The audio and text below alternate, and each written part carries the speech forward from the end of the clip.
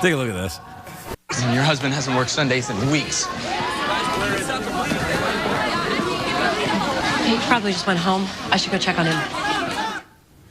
Rochelle Lefebvre, everybody. Rochelle Lefebvre.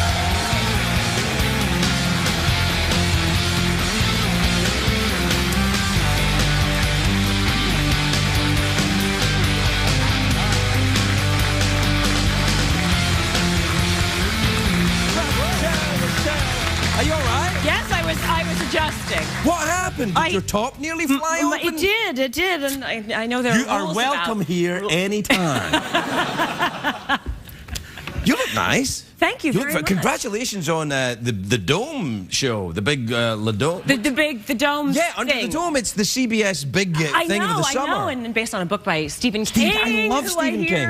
I love Stephen King. Yes. I just finished reading a Stephen King. Do you read Stephen King? I started when I was too young because my mother is his biggest fan, and I got into like It and Tommyknockers and all the really creepy ones, and then didn't sleep until my 20s because I was traumatized. Has anyone ever mentioned your voice to you? It's very, very sexy. Thank you. See, just like that when you did that. I will have to call my theater school teachers who made me do things like "How now, brown cow" and all that. And that was great. Do that again. How now, brown cow. Just fine. Thanks very much. Where are you from? Originally from Montreal. Montreal, Quebec, Canada? Quebec, yes, where we have to speak Do you French speak French and Canadian? English. Yes, I speak English, French, and French Canadian. It's like its own. It's quite different. It's very because I can understand French, but French Canadian just sounds like. Yeah, I actually did a feature film last year entirely in Joual, in the French dialect, and I speak French, but they had to hire me a dialect coach anyway. To do it's like learning an accent. Right. It's kind of like when people from America or England go to Scotland and they go, I have no idea what these people are saying. Yes, and then rather than sound like some of those people who put it on and do it quite badly, I thought we should work with a coach. Do you know Jay Baruchel? He's my friend. He's from French Canada up there somewhere. Yeah. And he's such a proud Canadian. Like I feel like there's this thing about people from Montreal. We're so proud to be from there, and then there's like the Canadian thing. And yeah, Jay will cut you if you say anything bad about Canada. He'll be like, he will. Yeah, and he'll use a hockey stick. Yeah, he will. Yeah. that's our thing. Yeah, hockey. Yeah. I've noticed. Yeah. No, it's true. So what happens in Under the Dome then? You all live in a dome and like the Teletubbies? Well, no, we don't do as much drugs as they do. What? That's not true. Come on, it is true. No, that is true. Yeah, that is how that show gets made. Have you seen that show? I know. It is. Yeah, wait. Do you have kids? No. So what are you doing watching Teletubbies then? You do know Jay Baruchel, don't you? There are moments where I find that show quite amusing. Yes, I know what you're saying. No, we're in this little town of Chester's Mill, which is sort of like, could be small town USA anywhere, and this massive, indestructible, invisible dome comes down, and we're trapped like in a fishbowl. Yep, that's Stephen King, all right. Yeah. And then true to Stephen King, people who you thought were your lovely neighbors become absolutely horrific and will cut you in the dark. Yeah, that's Stephen King too. Yeah. What was your favorite of Stephen King? What, like the books? Yeah. I just read 11/22/63. Have you read that? I was told that would absolutely be my next one. It's crazy good. I mean, it's crazy good. I mean, he just gets better. But it's kind of like The Shining and Our Town and Back to the Future all in one book. It's crazy. And it has to do with the assassination of JFK. Well, right? Sort of, yeah. But it's more to do with the fabric of time and possibilities and brutal murders. Obviously, right. Some of them too.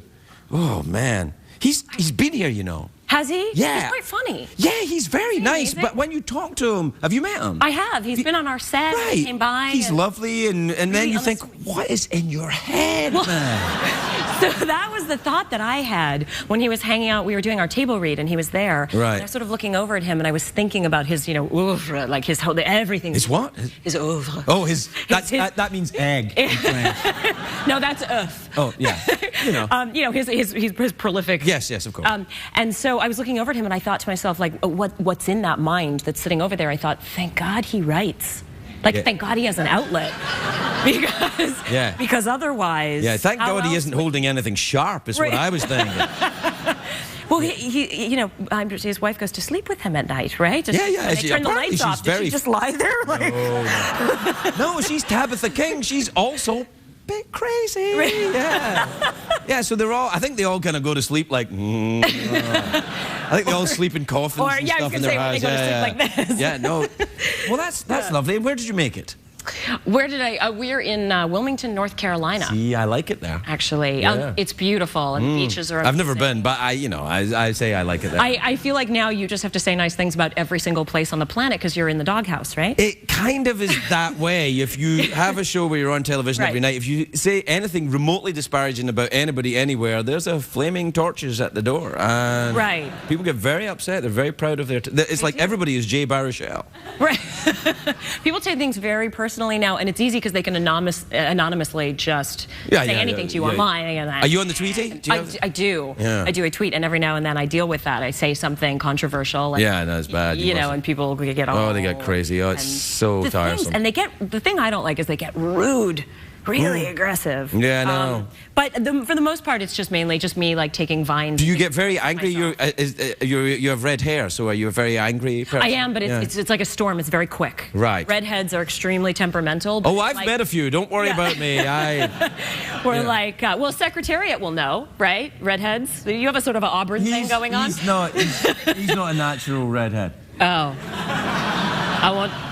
We won't tell anyone. Have you met any prejudice from being redheaded? A lot of people think that, redheads, the freckles are where you store the souls of your victims. Yeah, I've heard that. Actually, I had a really nice, had a couple of really nice encounters with young girls. Me too. Come up to me and... Oh, you mean... We'll compare notes later about that. No. Oh, I didn't know. Yes, no. Oh, I'll tell you later. Well. Wow. But little girls who've come up to me and been like, it's okay for me to be a redhead at my school now. Like, it's okay. Like the sort of, taking one for the redheaded team. Oh, really? Are you going to have a march or something? Maybe I should organize a rally. Yeah. You should go to Scotland. There's plenty of people there. I'd be happy to join. There's as far as the eye can see. Maybe do you have some friends you could ring up and we can arrange something? I don't have any friends left at all. You just alienated everybody. Everybody. Over the period of time I've been here, everyone is mad at me. That's so sad. Well, I'm new. I'm not mad at you. You will be. We could be. How much time have we got left? Cut to the chase. Just get mad at me now. Actually, we're done. We're done. It's over. This was your first late night thing, right? It is. Yeah. It was. It's over. That's it. Never have another first. I'm done. Yeah. Now you can go off and do the real ones. No, you've trained. You've proved yourself worthy. I can knock on the door.